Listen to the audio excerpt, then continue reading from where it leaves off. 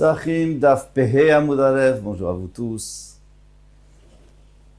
Alors nous prenons 6 lignes avant la fin du Amud précédent. Idmar, il a été dit au Beth Midrash. Ever Shen Alav Kazaït. Donc un membre, un pied par exemple, une patte. Shen Alav Kazaït. Il n'y a pas de Kazaït. Il n'y a pas de Kazaït Bassa Bimkom Ze. À l'endroit où on va casser l'os. Viesh Alav Kazaït Bassa Bimkom Acher. Mais au bout, de l'autre côté, un peu plus loin de l'os, il y a Kazaït Bassar. Et qu'est-ce qu'on a dit? On a dit que s'il y a Kazaït Bassar, donc on n'a pas le droit de casser l'os. Puisque cet os, il est valable, on peut le manger. On peut manger la viande qui est dessus.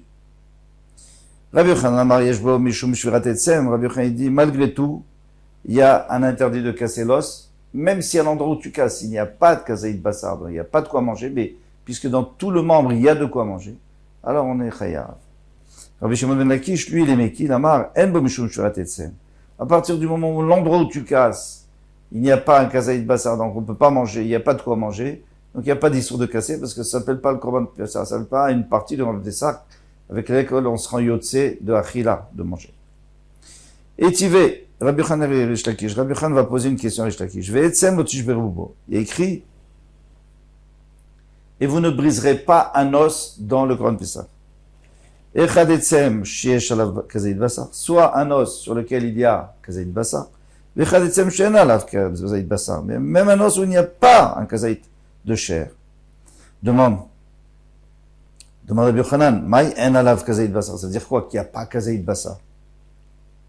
Il est maden alav kazaït bassar, si tu me dis qu'il n'y a pas du tout un kazaït du tout sur cet os, amayesh bo mishum shvirat etzem, dans ce cas-là, c'est pourquoi est-ce qu'il y aura un issur de le casser? On a dit que s'il n'y a pas de quoi manger, c'est sûr c'est moutard, tout le monde est d'accord là-dessus. Et la lave, Achikama, ainsi il a dit. Bien sûr qu'ils vont d'après Rabbeinu Akadosh, hein. C'est lui qui a dit qu'il faut pouvoir manger. Donc leur marloquette, elle est sur Rabbeinu Akadosh. Sur la vie de Rabbeinu Akadosh. Et là, la Vachikama, c'est comme ça qu'il veut dire. Soit un os qui a un kazaït bassar, ou à l'endroit où on va le casser, où on l'a cassé, par exemple. Et soit celui où il n'y a pas de kazaït bassar à cet endroit-là. Et il y a dans un autre endroit, comme moi j'ai dit Rabbi Yochanan, que s'il y a dans tout l'os, on peut trouver un kazaït bassar, eh bien, il y a Issour de casser. Et donc, c'est une question contre Rabbi Shimon ben Lakish. Il y a une parenthèse parce que c'est même pas à peine de le dire, c'est évident. À Marley, il a répondu Rabbi Shimon ben Lakish, on tourne la page. Non, c'est pas vrai, c'est pas comme ça qu'il faut comprendre. Arikrama. Parce que c'est vrai que c'est pas évident, là, ce qu'il y a écrit dans la Braïta. Il y a écrit que, soit qu'il y a un kazaït bassar, soit qu'il n'y ait pas un kazaït bassar. Alors toi, Rabbi Yochanan, tu veux dire qu'il y a un kazaït à l'endroit où on casse, ou alors il n'y a pas un kazaït à l'endroit où on casse, mais un kazaït autre part. Moi, je dis autre chose. Soit un os où il y a la kazaït bassar à l'extérieur, dessus, mais il n'y a pas ibachutz à l'extérieur. Il y en a un où il n'y a pas, mais il y a à l'intérieur de la moelle. Mais comme je verrai l'endroit où on va le casser. Alors à partir du moment où il y a de la moelle à l'intérieur, ça s'appelle que c'est un os qui est valable, et puisqu'il est valable, donc il fait partie de ce qu'on peut manger dans le Korban Pessah, donc on n'a pas de casser l'os. Ve'atane, il y a même une preuve. Ici, c'est pas une question. Au contraire, Ben Yichuta, comme il dit Rashi. Ve'atane, on a une preuve, on a une braïta qui dit comme ça. Ve'etzem lo tishberubo, et vous n'avez pas le droit de casser un os. Et chad etzem sheshbo moar, soit un os dans lequel à l'intérieur il y a de la moelle. Et chad etzem shenbo moar. Soit un os où il n'y a pas de moelle. Umani mekayem. Alors maintenant, comment je vais comprendre Ve'achlu et abassar balayla hazeh? Et il faudra manger de la viande du korban cette nuit-là. Mais il n'y a pas de viande ici.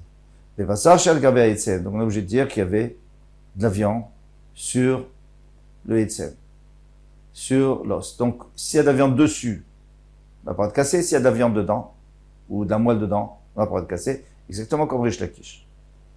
Oui, non, et là, alors il continue, il dit, et peut-être que c'est pas ça le chat. Oui, non, et là, bebassar chez betoch ha'etzem. Peut-être qu'on parle que de la viande qui est à l'intérieur du Etzem. Umani mekayem ve'etzem otishberubo. Alors, dans quel cas? Alors, pourquoi on nous a dit qu'on n'a pas le droit de casser l'os? Be'etzem shen bo moar. Ça, c'est seulement un os où il n'y a pas de dents. C'est exactement le contraire de la vérité, hein. Tout ça, c'est une supposition. Tout ce qu'on va dire là, c'est une supposition, elle sera fausse. Peut-être qu'il faut comprendre qu'on n'a pas le droit de casser l'os quand il n'y a pas de moelle à l'intérieur. Parce que ça sert à rien. Aval be'etzem shesh bo moar. Mais s'il y a de la moelle à l'intérieur, shover ve'ochel, il peut casser et manger. Val tetameh. Et toi, tu vas te poser une question. Ne t'étonne pas, pourquoi? Mais de quel droit tu casses un os? On a dit qu'on n'a pas le droit de casser un os, mais tu casses pour manger ce qu'il y a à l'intérieur. Il dit, Shiavo, Shari Yavo assez, Vedochelota assez. C'est quoi? Qui a dit qu'on n'a pas le droit de casser l'os? C'est la Torah, elle a dit, Lo, Tishberu, vous casserez pas. C'est un lota assez. Mais maintenant, elle a dit, vous devrez manger. Donc, le assez de manger, la mitzvah positive de manger, va repousser la mitzvah négative de ne pas manger. Assez, Dochelota assez. Pour l'instant, on est encore dans le faux. Chez Omer, quand il dit, Ve'etzem Lishberubo, et quand il y a écrit Ve'etzem Lishberubo, si on n'a pas le droit de casser l'os, Pesach Sheni, parce qu'attention, tout ce dont on a parlé jusqu'à maintenant, c'est Pesach Rishon. Mais même dans Pesach Sheni, on a dit, on ne cassera pas un os. Chez un Talmud Lomar, c'est pas la peine de le dire. Chez Varnema, on l'a déjà dit. Kechol Chukata Pesach Yasuoto, on a dit que le deuxième Pesach, on fait comme le premier. Ça y est, alors dans le premier, tu as dit que tu casses pas un os. Pourquoi tu répètes dans le deuxième Korban? Et Ve'omer, Echad Etzem Shesh Bo Moach, donc tu dois apprendre d'ici.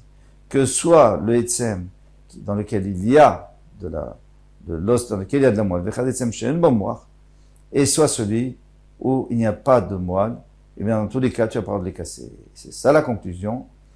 Alors, on revient à ce qu'on nous a dit, c'est pas, c'est-à-dire, ce que Rabbi Yochanan avait demandé à Reish Lakish, il lui avait dit, c'est quoi un os où il n'y a pas de viande? Et Reish Lakish lui a dit, c'est un os dans lequel il y a de la moelle. Pas comme toi, tu dis que de l'autre côté de l'os, il y a de l'os, il y a de la viande. Moi, je dis qu'il n'y a pas du tout de viande, mais à l'intérieur, il y a de la viande. Et ça marche très bien après cette braïta. Métivé. Maintenant, on a une question. Alors là, on va remettre en question encore une fois Reish Lakish a priori. Ever shiatsa miksato. Un membre qui est sorti en partie. On va dire encore une fois le fémur qui est sorti en partie. Choter chatma comme shemagia le'etzem. Alors il coupe, il n'a pas le droit de couper, il ne peut pas casser. Normalement, il y a une partie qui est sortie d'Yerushalayim, une partie qui est restée. Alors qu'est-ce qu'il devrait faire? Il devrait trancher avec une hache. Et ce qui est sorti, il faut le brûler. Et ce qui est resté, à Yerushalayim, on peut le manger. Vekolef, alors il ne veut pas le faire parce qu'il n'a pas le droit de casser l'os. Vekolef hatchemagia le perek. Donc, il enlève toute la viande qu'il y a dessus, jusqu'à ce qu'il arrive à l'intersection. Et quand il arrive à l'intersection, donc lui, il a coupé donc il a séparé l'endroit qui est sorti de l'endroit qui n'est pas sorti, il a séparé la viande. Et maintenant, il peut pas casser l'os, donc il remonte jusqu'à l'endroit où il y a l'intersection, l'articulation. Et là, il a le droit de couper, parce que c'est plus l'os. Et à ce moment-là, il jette l'os entièrement, parce que l'os, une partie est sortie, donc on peut rien faire, on peut pas le casser, on peut rien faire. Et le reste, il mange. Ve'amrat, et le reste, c'est-à-dire la viande qui est pas sortie. Ve'amrat et verchen alav kazaïd basarbim comme zé. Si tu me dis que un os qui n'a pas de kazaïd basar d'un côté, viesh bemakom acher, bien dans un autre côté. Il n'y a pas d'interdit. Si à l'endroit où tu veux casser, il n'y a pas un kazaïd basar, eh bien tu peux le casser. La maladie des kolef, il a besoin d'éplucher toute la chair, jusqu'à ce qu'il arrive à l'articulation et là il coupe. Niklov Bepurta. Il a qu'à déjà, à l'endroit où il veut, alors, disons que la fémur est sortie moitié dehors, moitié, et reste à l'intérieur des Yerushalayim. Eh bien, au milieu, j'enlève toute la moelle toute la chair qui est autour, comme ça il n'y a plus de chair. Et quand il n'y a plus de chair, alors j'ai le droit de casser, puisqu'on a dit qu'il faut qu'il y ait à l'endroit, d'après toi, Reish Lakish, il faut qu'à l'endroit où tu casses, il y ait de la chair. Là, il n'y a plus de chair, donc il n'y a pas d'issue. Je peux le casser. Ah bah, Yamar Mishum Paka. Donc Abaye, il répond, il dit, on peut pas faire ça. Pourquoi on n'a pas le droit de casser? Bishum Paka. Parce que si on casse avec une hache, c'est possible qu'il va aussi se fendre. Et s'il se fend, alors à ce moment-là, il se fend à l'endroit où il y a de la viande, eh bien, à ce moment-là, on est chayav Bishum Shurat Etzem. On est chayav Minatora. Donc on lui a pas permis de le faire. Ravina Amar Bekolit. Ravina lui dit, mais non, ici on parle de fémur. Alors si c'est le fémur, eh bien, partout il y a kazaïd de moelle, il y a un kazaïd de moelle à l'intérieur, et donc c'est pour ça qu'on a pas le droit de le couper, et c'est pour ça qu'il faut l'éplucher. On a répondu à Rish Lakish, ou plutôt ce qu'on avait demandé contre Rish Lakish. Nanatam, on a enseigné là-bas dans la Mishnah. À Pigoul, Vanotar. Donc maintenant le Pigoul, c'est le Kohen qui a eu une mauvaise pensée, et donc il a rendu passou le korban. Vanotar, ou alors un korban qui est resté toute la nuit, jusqu'au matin, et maintenant il faut le brûler. Mais tamim et yadaim, les chachamim ont fait une xéra que sur les touches, on a les mains tamées, il faut aller faire tfilat yadaim, il faut tremper. Le kohen doit tremper ses mains pour se purifier. Ravuna et Rav Chizda. Ravuna et Rav Chizda, ils sont en marloquette. On ne sait pas qui a dit quoi. Chadamar mipnea chajde keuna. Il y en a qui disent parce que on a un soupçon sur les kohanim qui sont pas très bien. Et alors ils en veulent à Israël. Qu'est-ce qu'ils font? Eh bien, leur korban, ils vont faire exprès, ils vont faire intentionnellement, ils vont avoir une mauvaise pensée quand ils vont faire le korban. Ils vont penser à un autre korban, par exemple, et pour le rendre pas soul, juste pour se venger d'un Israël. Alors qu'est-ce qu'on lui dit? Très bien. Et après, qu'est-ce que tu vas faire avec ce korban? Il est tamé, et si tu touches, d'abord on peut pas le manger. En plus, si tu le touches, et tu es tamé. Donc voilà, on essaie de le dissuader. Le Khadamar, il y en a qui disent Mishumatzle Keuna.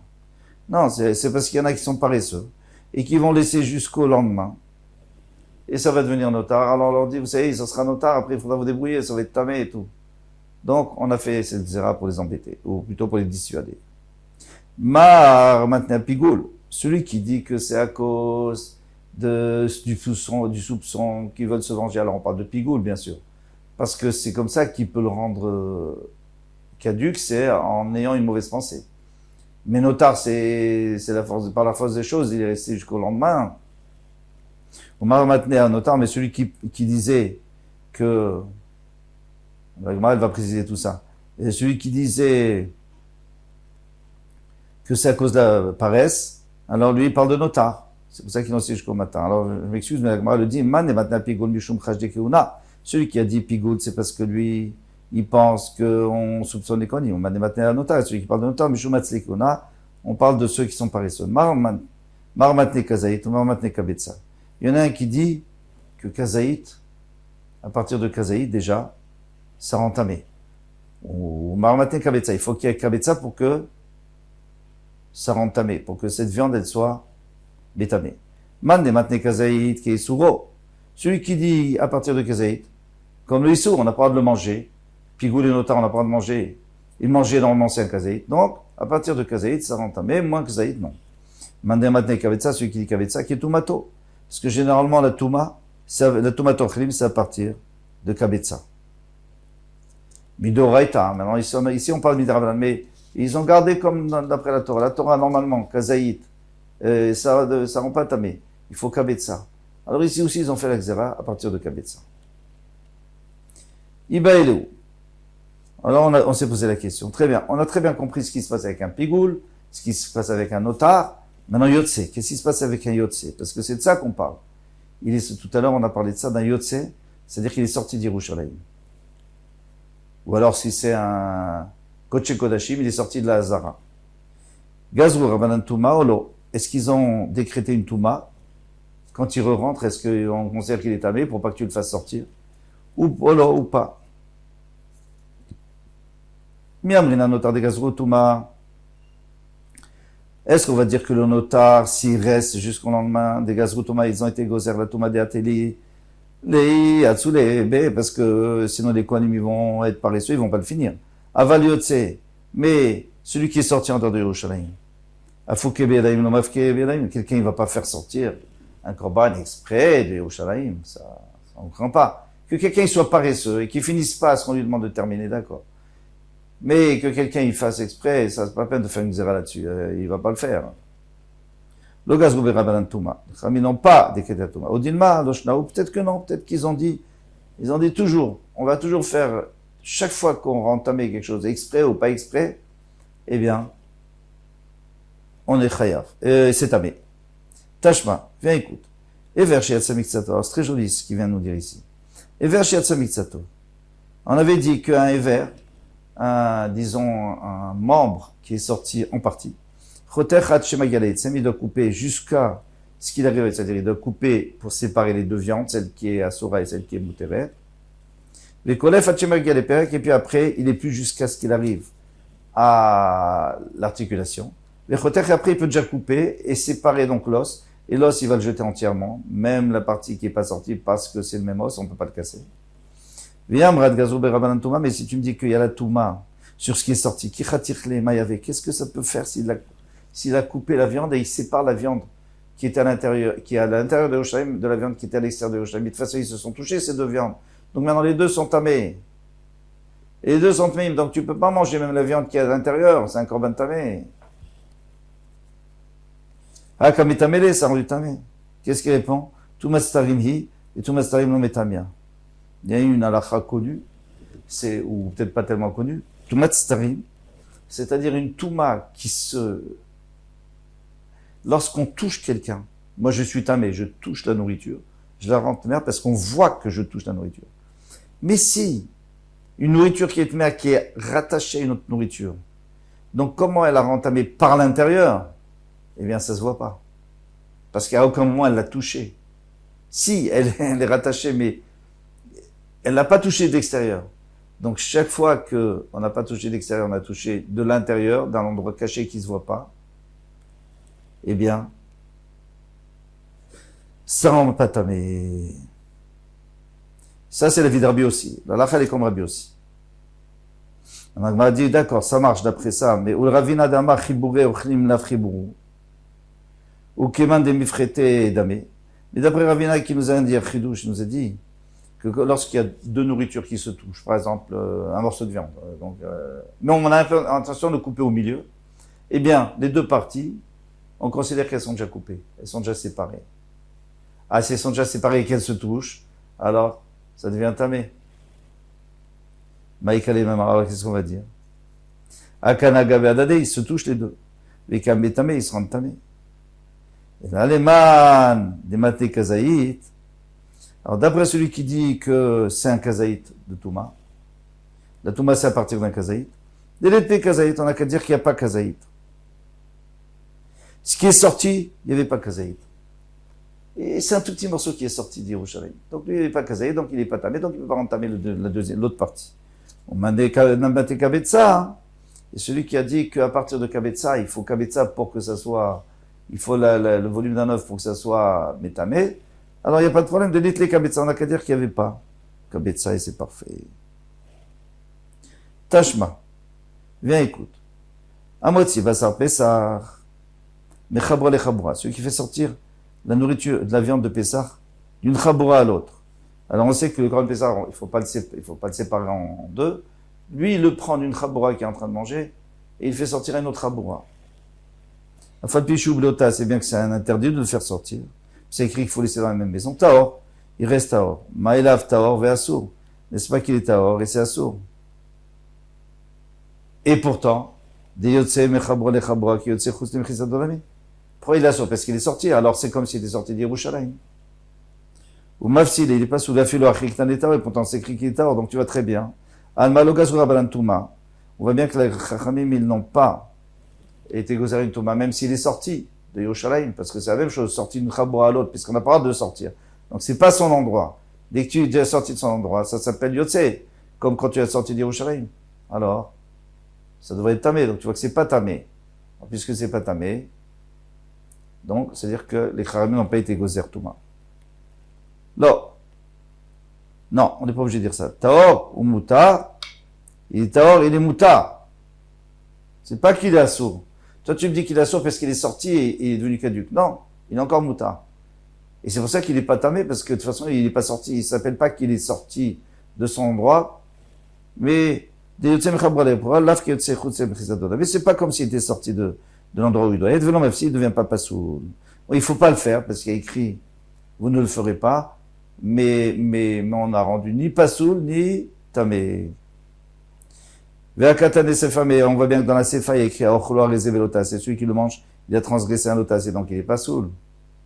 Alors s'il est pasoul, et les chachamim ne l'ont pas rendu tamé, c'est-à-dire que les chachamim ne rendent pas tamé quand ça sort.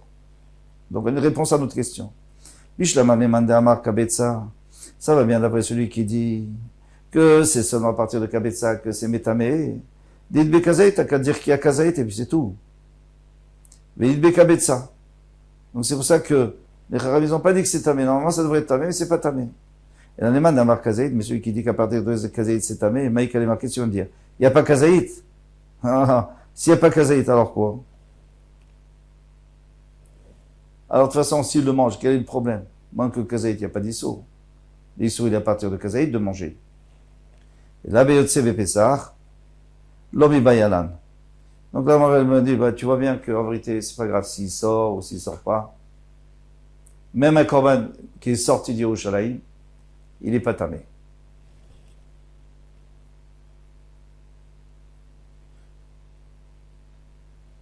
Pourquoi des logas revanant Thomas ils n'ont pas décrété la Thomas. Maïtama bnei chabura zrizim hen.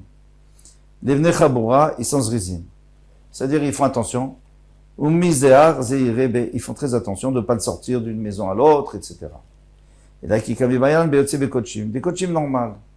Un korban normal qui est sorti, un shlamim qui est sorti d'Yerushalayim ou un khatat qui est sorti du Lazara. Maïkel lui dit, là, il n'y a personne pour lui rappeler attention, ne le sort pas. Ici, il y a bnei chabura, c'est-à-dire qu'on est tous associés sur le korban, alors chacun fait attention que l'autre ne le sorte pas, pour pas qu'il y ait un problème. Ici, non. Maïkel lui dit Tekou. Il n'y a pas de réponse. Tekou, ça veut dire ça restera comme ça pour l'instant, jusqu'à que Elionavi viendra. Ça reste comme ça reste en question. Et je vous laisse là-dessus. Kol touf.